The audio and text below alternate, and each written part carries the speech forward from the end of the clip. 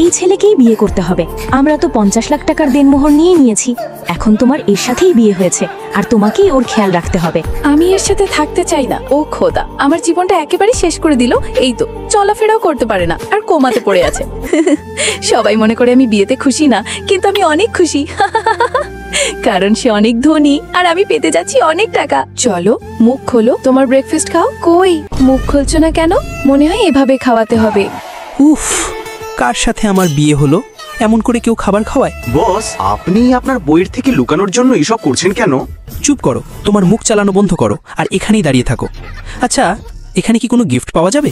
1 minute, তুমি তো একেবারে আমার হাজবেন্ড মতো দেখতে। না না, আমি তোমার হাজবেন্ড নই, আমি তো অন্ধ। না না, এ আমার ভাইপো, আমি ওকে নিয়ে যাচ্ছি।